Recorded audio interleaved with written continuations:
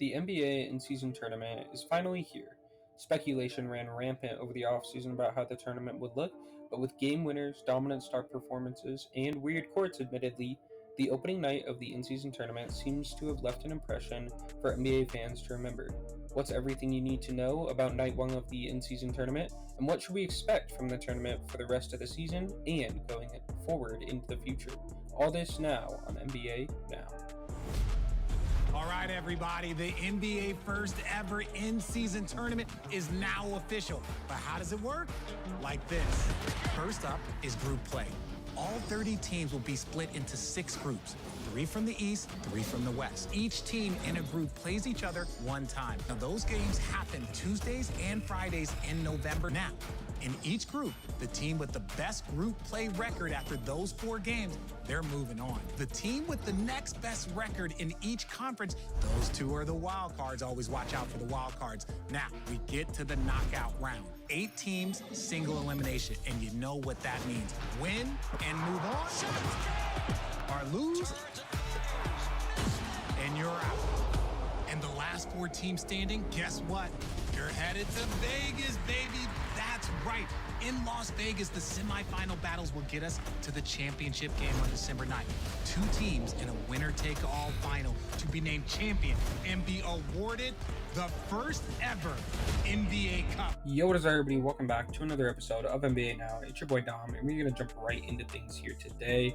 Now, let's start with the major takeaways from night 1 of the first ever in-season tournament. We're going to go through every single game in chronological order, and first up is none other than the Cleveland Cavaliers versus the Indiana Pacers. Remember that for your future trivia when you're asked who was the inaugural game for the NBA's in-season tournament.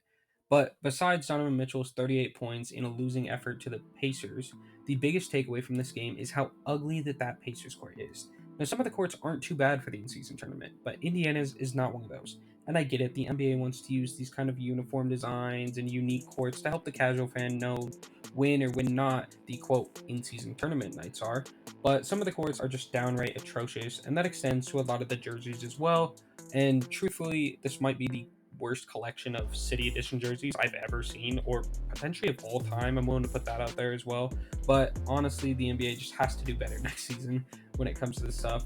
As for the actual game, the biggest things that we can take away from this game is that the Pacers are a legit playoff team, and in the East, it's definitely a team that should be considered as at least a threat in the first round, or at least a threat to make the playoffs, and it's because their offense is perfectly complementary to their star player in Tyrese Halliburton. They have great defensive players as well, and they were able to hold off a Cavs team that went to the playoffs last year, has Donovan Mitchell, who is probably the best shooting guard in all of basketball, and if the rest of the team isn't hitting shots for the Cavs, on the other end, they look like they could be a team that, come playoff time, is very beatable, and a team that, even on a night-to-night basis, if players aren't making field goals in general, but especially three-pointers, this team can be hot or can be cold, and on a night-to-night basis, that gives the opposition a big chance to kind of come into Cleveland and beat them. I know obviously this game was in Indy, but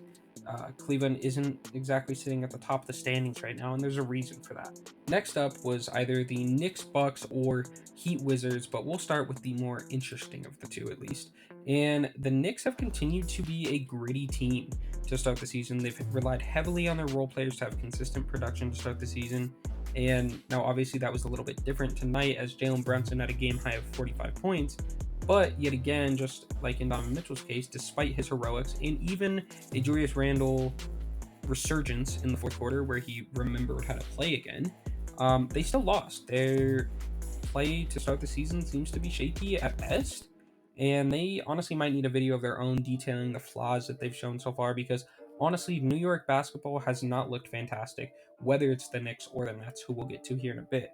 But as it goes for the team that actually won this game, the Milwaukee Bucks might have finally found their rhythm. Dame and Giannis looked dominant, especially down the stretch in the fourth quarter. Now, Giannis had a rare 100% shooting performance from three-point range. He was 3 of 3, and he was even fouled late by Mitchell Robinson despite missing the free throws that followed that. So you can't necessarily expect that on a night-to-night basis from him.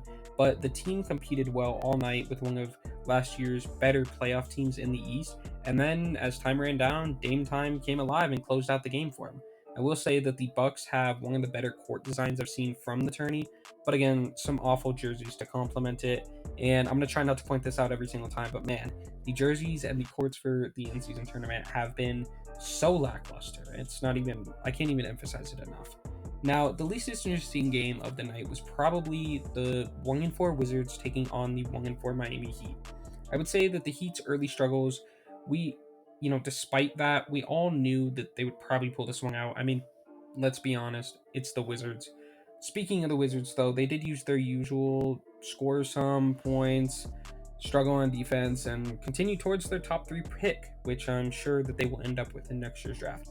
Now, the Heat finally get another win despite their early struggles, and a game like this will hopefully help this team bounce back and start to get in rhythm. So I'm interested to see how this affects them going forward, as we know that obviously this team went to the NBA Finals last year, and they are a team that should be feared on a night-to-night basis, just due to kind of not only the culture that the team has, but some of the top-end talent as well. But it was a good effort by the team with 3 double-figure scores off the bench and a pair of 20-point games from Tyler Hero and Jimmy Butler. Now, surprisingly, the more interesting game than this game was the Nets versus the Bulls.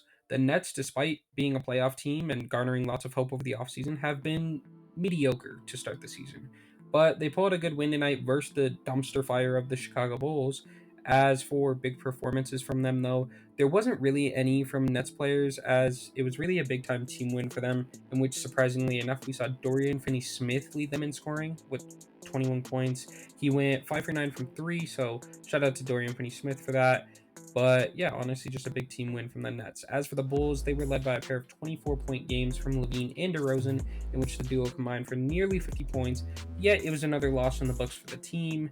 We also saw Patrick Williams finally get delegated to a bench role after preseason reports of him wanting either, I can't remember if it was a $200 million contract extension or if it was something around a more than $20 million per year extension.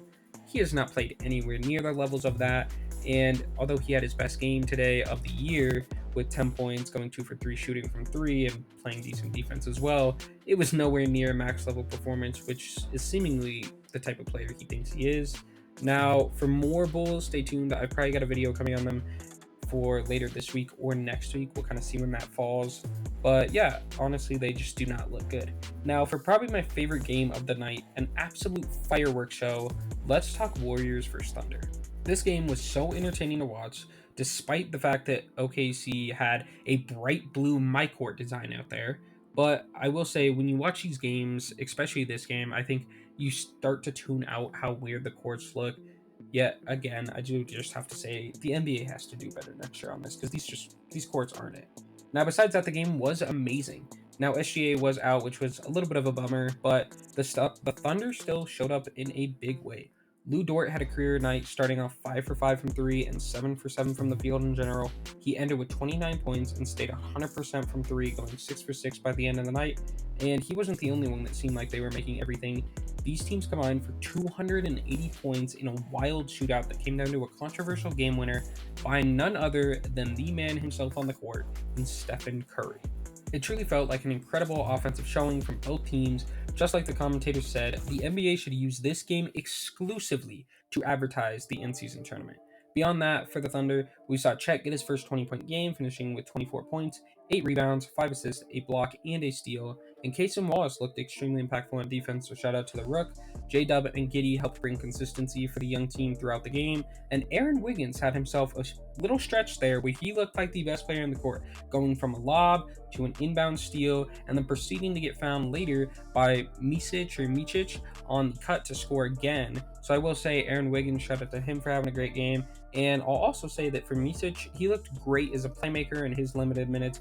He played only 12 minutes and ended with 3 assists, and had some passes that didn't necessarily lead to an assist on the stat sheet, but were good as well. So he's played well for them in those limited minutes that I saw as well. But as for the 5-1 Warriors, they showed up to play in OKC and matched their great performance with one just as good, if not better, since after all, the Warriors were the one that won the game. Now, I've got to say, first off, never in my life did I think I'd see such a legendary Dario Saric revenge game, but that's exactly what we got.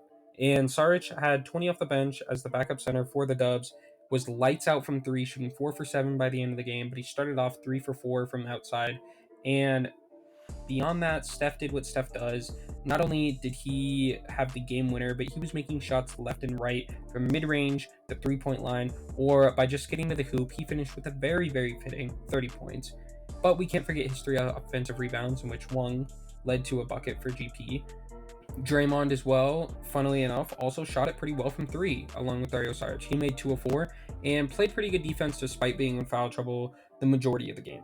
Now, Wiggins and Clay had their typical games of about 18 to 20. I believe they both finished with 17 or 18. And then CP3 continued to surprise as a really, really great player off the bench for this team, in which he's allowed Steve Kerr to do hockey substitutions or 2K substitutions, in which he pulls the entire starting lineup, puts the bench out there, and they're still able to, keep leads. And this is for large portions of the game. And that's something that I really want to touch on, because it's not something we've seen this team be able to do in previous years, because when you took Steph Curry off the court, it essentially was just a complete negative for the team, and that's how this team was tanking games last year and years prior. So for Chris Paul to come in and kind of add that balance for this team is huge for them. But the last thing I really want to touch on is the near 30-point combo from Kuminga and Moody, who have both played really, really well to the start this year and have really stepped up as contributors off the Warriors bench, and have given Kerr the confidence to put either of them in for certain lineups, whether it's defensively or offensively at crucial points down the stretch. It's also a big reason why this team has been off to such a hot start. Now, the Grizzlies. Oh man, yes, we have to talk Grizzlies basketball. I'll make this short. Look, they looked bad. They really looked bad. This team is winless, and whether it's a blowout loss or a close game like tonight, they just can't seem to get it done. Now, the jaw suspension is hurting them more than pretty much anybody thought it would, and the departure of Tyus Jones isn't helping them in any way either. Now, this team has good players, and it has good coaching. Tonight, they even had Desmond Bane and Jaren Jackson combined for 30 pieces. Jaren Jackson Jr. also ended with 3 blocks and 10 boards. But it didn't matter, because they lost to this young Blazers team that didn't even have the number 3 overall pick in Scoot Henderson. And they gave up DeAndre Ayton's best game of the year. I mean, DeAndre Ayton has not played fantastic. You can't be giving up his best game of the year when you're already 0-6. Now, I had the Grizzlies dropping out of the standings, or not dropping out of the standings. I had them dropping in the standings, closer to like the play-in. But honestly, at this rate, they might be lucky to make the play-in, because this team has some serious issues that they need to figure out. And that goes beyond tonight and beyond Ja coming back, because clearly there might be just not enough talent or the wrong roster construction here with this team for them to consistently just be losing games at the rate that they are. And if they bury themselves in an 0-25 hole, which I think would be impossible, I'm sure they'll win a game here or there. But if they bury themselves in such a hole that doesn't matter when Ja comes back, do we see Ja sit out for longer? Do we see some injury stuff come up for them to potentially go towards a young player to add to this team, or an asset to trade away? These are questions that are starting to come up with the Grizzlies for me.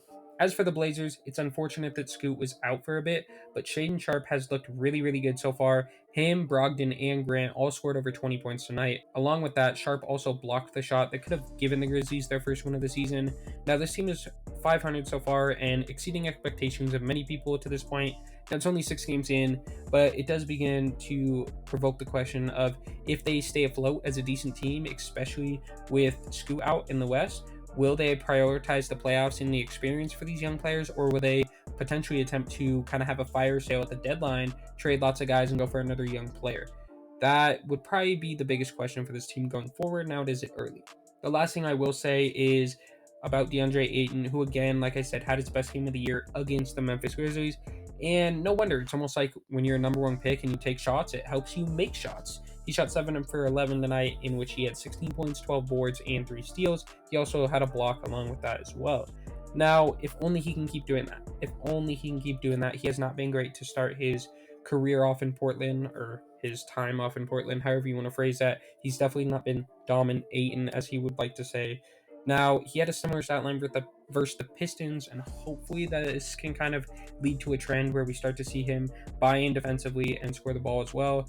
Only time will tell, though. But let's get to my most anticipated game of the night. Obviously, as a Nuggets fan, I was more anticipated for this game more than any other game, because we saw the undefeated Dallas Mavericks travel to the absolutely hideous 5280 court to play my Denver Nuggets. Now, this game didn't necessarily live up to the hype, but it still had moments where it was fun to watch, especially if you like Nuggets basketball, which, if you guys are Nuggets fans, make sure you guys check the link in the top right. There'll be a link to my most recent Nuggets video about Peyton Watson and kind of what I'm expecting from this team currently.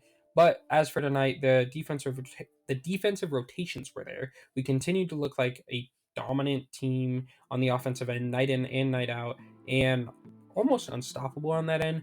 And then finally, MPJ got on track, having his best game of the year. And not only did he play well offensively, he also got the defensive player of the game. So shout out to MPJ. Now, in a 125 to 114 win, there isn't really much negative that I can say about the Nuggets. Though we allowed Dallas to stay within striking distance, it was also mainly with our bench on the floor and their starters on the floor. The offensive rebounding looked great as well. And again, we got another Nikola Jokic masterclass with 33 points, 14 rebounds, and 9 assists. AG also had a very notable game where he was all over defensively and had some cool highlight plays on the offensive end, as per typical. As for the Mavs, they finally lost their first game, but there are silver linings. They did lose to the defending champions, and their offense still looked very good as well, as Luka continues to be my favorite for this season's MVP. Him and Kyrie took turns tearing up our defense to score inside, shoot a three, or set up a teammate with an assist. And Derek Lively, my boy out of Duke, did struggle this game, but that's understandable considering the matchup. He's played well to start the season for them so far, but trusty Dwight Powell was needed in this game to come in and provide some stability at the 5 spot. Grant Williams did his best Draymond Green impression and pissed the refs off. I mean, he was yapping and yapping and yapping all game. But it did eventually help them out as it led to a Jamal Murray technical foul in which even the commentators were saying it was probably because of how much yapping Grant Williams was doing to the refs, to the point where he probably pissed off the refs so much that it was a big reason why Jamal even got the technical foul in the first place. As for the rest of the team, they played okay. Now, one of my biggest concerns for the Dallas Mavericks going forward is kind of what to do with the abundance of score first guards off the bench. I mean, between Tim Hardaway Jr., Jaden Hardy, and Josh Green, who have all fallen behind Luka and Kyrie in their rotation, obviously, the question could be raised of if they have too much of one type of player. Now, each player is better and worse at certain aspects. Hardaway is probably the best shooter when he's having a good night at least, and provides the best veteran presence of the three. And Green is probably the best defender and the most fairly paid of the three, I guess I would say. But Hardy has by far the most potential and is on the cheapest contract. So again, this player archetype is very consistent through the team about the shot first, score first guard off the bench, but it's also limiting the team because not only are the established stars of similar builds and these players have to play behind them, but considering the issues at the 4, the 5 spot, or even the 3 occasionally, it's left me wondering if Dallas should really consider moving on from one of these guys, despite them being good players for this team, to maybe address some of those big man concerns and help this team playoff time. Because of all that, Seth Curry himself also has been delegated to struggling to get time on the court, even though he's one of the best shooters in the league and potentially of all time, just because of the depth of guard talent that this team has. So again, it would leave me considering kind of getting rid of this conglomerate of guard talent on the roster in hopes of filling out the roster a little bit to the point where maybe you're not starting Derrick Jones Jr., who I think is a good bench player. He's a good defender, he can score, he's athletic, but maybe isn't a starter on a playoff caliber team, especially a championship caliber team. Now, that's going to be the end of the recaps for all the games on the first night of the in-season tournament. Let me know what was your guys' favorite game from all of that, but that's not necessarily all I have to say today. Yes, I'm not a big fan of the courts or most of the jerseys, but I will say, despite my initial criticism of the Nuggets jerseys, I've grown to like them, and to be honest, I'm actually kind of considering buying one of them. The majority of jerseys and courts for the tourney are downright terrible, yet some of them are okay, and I would say the Milwaukee Bucks court isn't too bad, and then I would say the Nuggets jerseys aren't too bad as well, if you wanted some examples of that. Beyond that, I do find myself skeptical of how I feel about the games going forward, and we'll see if true motivation by the teams to kind of take these games seriously to a higher extent than necessarily just a typical regular season game. We already saw one star sit out tonight, in that being Shea. Despite the game being such a good game, he still shot out. So imagine once we see the Clippers game, where I'm sure that either Harden or Russ or Kawhi or PG will sit out. And yes, they added Harden to the team. And if you guys want to see my breakdown on that trade, it'll be in the top right as well, where the Nuggets link was. But Yes, they might have a more compelling roster now with Harden on the team, especially for when Kawhi and PG inevitably sit out there 20 to 30 games this year, which we all know is going to happen. But again, I don't know if stars are going to be committed to this, if teams are going to be committed to this, and if it's going to continue to have such a good atmosphere as it actually did have on the first night. Because I will say, most of these games were very, very good games. And again, I did not think I would walk away from the night having such a good experience watching a Dario Saric revenge game. Like, I can't emphasize that enough. Now, night one, again, saw some awesome games, and as a basketball fan, I still didn't care about some of them. Bulls, Nets.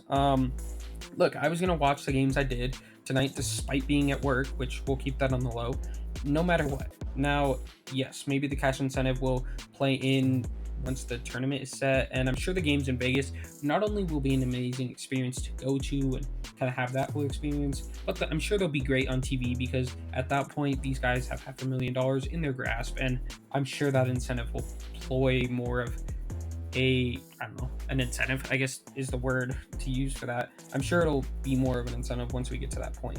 Yet it still seems, despite all the push by the league and promotion from them for the tournament, it might be pointless, especially to me and many other fans. Not only could it be confusing to a casual fan to understand how it works, despite the fact that they have all the ugly courts to signify that, or that they throw the graphic on the screen to explain it every 5 minutes, because I can't tell you how many people I've had to explain the tournament to, and why I myself am still not convinced or caring about it necessarily more than any other regular season game. Now, yes, diehard fans of basketball like me and you are probably going to be watching this anyways, and you're going to watch regular season basketball games because we love basketball. We might criticize teams, players, general managers, coaches, and we're definitely going to criticize the refs. But at the end of the day, we love basketball. So truthfully, what's the point of the current format of the in-season tournament? It doesn't seem to add anything to the game, and it doesn't seem to build on anything. Now, will I be watching? Absolutely. Yet, maybe this was a pointless endeavor by the league. And I know it's only been one night, but maybe there's a different way that in the future they can format this to not only fit it better within the season, but hopefully, I don't know, just kind of make it a better format. I don't know how else to explain that. I honestly think I have a decent idea of how I would change the format for this to look. And truthfully, this format would make me feel more bought into the whole thing. I think it would make it more simple for the casual fan to understand. I think it would create more of an incentive for the players. I think it would prioritize player health. And personally, if I were the league, I would just shorten the season to 62 games. I would break it up into kind of four sections where the first half of the season, you have 31 games. Then you have the quote unquote tournament phase where, for X amount of weeks, every single game played during that phase is tournament games, whether it's the winner's bracket or the loser's bracket, which we'll get into in a second. That's all you do during that set amount of time. Then, maybe you keep the group play stage where it kind of affects the standings or whatever, and you could keep it East versus West, where you have the group play that helps you lead into the similar type of bracket that you have now, or the league could explore a 1 through 30 seating format, and that would maybe help you differentiate from, at this point, what it would be the mid-season tournament compared to like the actual true playoffs that we'll see at the end of the year, which crowns an NBA champion. Or they could do a 1 through 15 East and West, and they could have a losers bracket as well that could help you kind of keep the other teams playing during this big stretch of basketball that's all about the tournament, that maybe they compete for a smaller prize or whatever it was, right? And then as the tournament came to an end, you could have kind of a mid-season championship week. This is my favorite thing of this idea because not only could you have the mid-season tournament and the losers bracket final kind of wrap up here, you could also have all the all-star festivities. So you could start on Monday by hosting the losers bracket finale, then Tuesday and Wednesday having the dunk contest and the other all-star activities. Then Thursday you could host the all-star game, and finally on Friday you could cap it all off with the mid-season tournament finale. Now for this, obviously I talked about promoting player health and safety and all that. For the All-Star game, the players playing in the mid-season tournament finale would be exempt from playing in that game, and All-Star reserves would be replaced for them. But I do think this whole week could kind of be turned into an event to help the NBA not only revitalize the All-Star game, but really push this in-season tournament more if they wanted to do this. Again, this would help prioritize health, player, and safety, and it would give more time mid-season for teams to regain injured players from the start of the season for the second half of the season. I would have a rule where players wouldn't be traded during tournament play, so during those X amount of games or X amount of weeks or whatever it is, that the tournament is going on, you wouldn't be able to trade players. But then once you start the second half of the season for the first 10 games, you could trade the players that maybe underperformed or overperformed during the tournament, and you could kind of pick your direction of, going towards the draft or going towards competing in the playoffs. Then your last 20-ish games or so, it would take us into the playoffs, and this, again, would allow time for teams to decide the direction they want to go and raise trade value or determine exactly who they want to keep, especially because you're going to get to see how some of these young players compete when facing elimination, and it allows young teams to sell veterans after the midseason tournament, or other teams to offload players that they perceive over or underperformed, and then title favorites to also double down on actually winning the NBA championship itself. Then just let the playoffs progress as usual, naming an NBA champion and doing what we've done for the entire history of the NBA. Now, I know this is a lot of changes, but many have speculated the league would lower the number of regular season games, mainly to help avoid two back-to-back injuries resulting from playing back-to-back games. Sorry. And obviously the stats on that show that you get injured so much more even just playing back-to-back games than you do not. It's why most stars are sitting out back-to-backs, whether they're rehabbing an injury or not.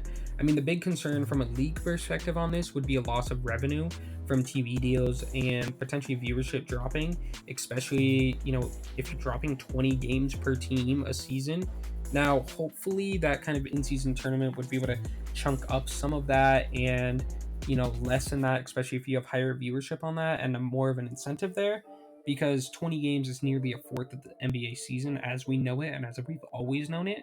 But you could look at other leagues as an example. I mean, just look at baseball. They've had similar issues with viewerships over the past few years, and they have way more games than the NBA. I mean, even as an Avalanche fan, I don't watch a ton of regular season hockey, and they also have 82 games. Yet, soccer seems to be successful with in season tournaments to keep fans engaged, which I think is what the NBA is trying to go for, and they're closer to 30 or 40 games. And the NFL thrives with only 17 games, even though they seem to constantly be trying to expand that for money purposes. But they used to be at 16, and I'm sure they'll soon be at 18, yet that's just besides the point. In my mind, hopefully the true focus of the midseason tournament with this type of schedule and still plenty of games, including a loser's bracket, would mitigate all of that loss of revenue and also, again, allow us to redraw attention to all-star festivities, making it seemingly a week-long event where the NBA can kind of push all of the brackets. So you get two tournament finals, you get an all-star game, you get all that within a week. And obviously they've been wanting to boost the viewership of the all-star game because, I mean, just look at what Adam Silver's done the last few years. First, he switched the format to have captains in a draft style format a few years ago, and now just for this season, he switched it back to go to East versus West to help draw back viewers after a lackluster year in 2022 and 2023. I mean, I know I didn't watch the All-Star game last year, and I'm sure many of you didn't either. And that's coming from somebody that lives and breathes and eats and sleeps basketball. But not only would this format help the schedulers write the sections because they could do the first season, then they could have the X amount of time for the in-season tournament and the All-Star stuff. Then you could write the schedule for the second half, and that leaves it open to know what nights you're going to actually have the NBA playoffs, and you can kind of plan all that out in advance without knowing exactly who's going to win the tournament or who's going to win the playoffs because you break it up into those four sections almost by a time date type of thing. This would also hopefully help by once the $1 billion TV deals run out here in a couple of years, that maybe, I think the NBA might expand as well, but that's a different conversation for a different day.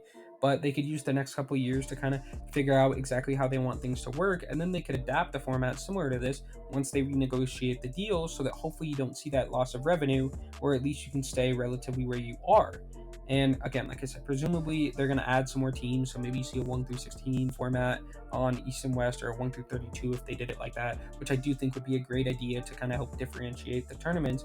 But that's honestly just all my thoughts on where you could take this tournament going into the future.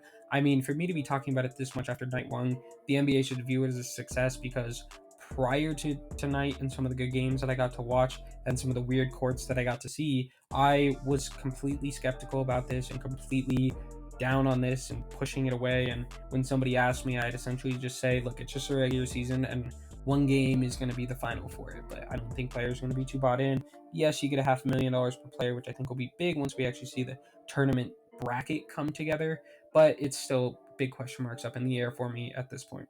Now, I can't promise an update video every week about the tournament or a video every night, especially detailing, the ins and outs of who won the night and where we're looking at for the rest of the tournament. But I will say I'm more intrigued than I ever was about the tournament, and I'm sure we'll talk about it more, especially once the tournament's over. We'll recap it all and we'll talk about the winner and losers of it and where we think it'll go from that point, because I'm sure lots will change over the next month. But with all that said, I appreciate y'all watching. And yeah, make sure you guys drop a like on the video and comment what you guys thoughts are on the in-season tournament. Again, appreciate you guys so much, and I will catch you all next time. Peace out, guys. Jamal, can you hear me? Yes, sir. Yes, sir. Don't you dare yes sir me ever again. Don't who you is dare. this? What you talking about? Don't just don't ever let that happen again. Do you understand me, sir? Who the hell are you talking to? I am talking to you, young man.